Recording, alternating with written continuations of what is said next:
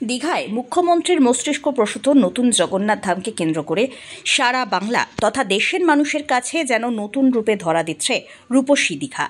জগন্নাথ মন্দিরের উদ্বোধনের অনেক আগে থেকেই এই লক্ষ্যকে সামনে রেখেই একটু একটু করে দীঘাকে দিন দিন সাজিয়ে তুলেছিলেন মমতা বন্দ্যোপাধ্যায়। এরপরে মন্দির উদ্বোধন উপলক্ষে সমগ্র দীঘার রাস্তা আলো থেকে শুরু করে সামগ্রিক উন্নয়ন সম্পন্ন হয়। ওই সময় দীঘার সৌন্দর্য বৃদ্ধির লক্ষ্যে ঢালা হয় বেশ কয়েক কোটি টাকা। এরপর এবার বাঙালির সবথেকে বড় উৎসব অর্থাৎ দুর্গোৎসবকে সামনে রেখে ফের এক প্রস্ত দীঘার সৌন্দর্য বৃদ্ধিতে নজর দিয়েছে প্রশাসন। আর তাই পুজোর আগেই আবারও নতুন রূপে সাজতে চলেছে সমুদ্র তীরের সৈকত শহর। এক্ষেত্রে দীঘা শঙ্করপুর উন্নয়ন কর্তৃপক্ষ প্রায় 4 কোটি টাকার প্রকল্প হাতে নিয়েছে বলে খবর। এরই মধ্যে রয়েছে রাস্তা সংস্কার, নিকাশি নালা ও সুয়ারেজ সিস্টেমকেও ঢেলে সাজানো হবে বলে স্থির করা হয়েছে। পূর্ব মেদিনীপুরের প্রশাসনের তরফ থেকে ইতিমধ্যেই সব কাজের জন্য টেন্ডার ডাকা হয়েছে।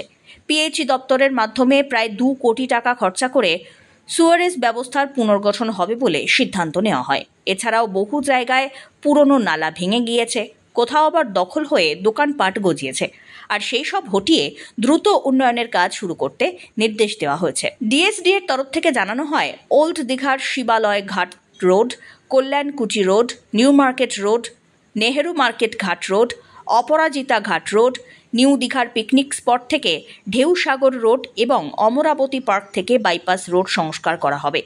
এছাড়াও দীঘা থানা থেকে উদয়পুর বর্ডার পর্যন্ত ফরশোর রোডের দুধারে নতুন করে ফেন্সিং দেওয়া হবে, যার জন্য ধার্য করা হয়েছে প্রায় 30 লক্ষ টাকা। জগন্নাথ মন্দির উদ্বোধনের পর থেকেই দীঘায় পর্যটকদের আনাগোনা বেড়েছে বেশ কয়েক গুণ।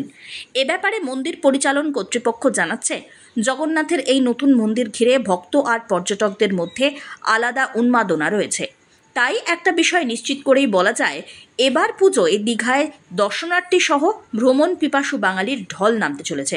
আর সে কথা মাথায় রেখেই মন্দিরের নিরাপত্তা ব্যবস্থাও এখন থেকে আরও উন্নত করার বিষয়ে গুরুত্ব দেওয়া হচ্ছে। Bureau report.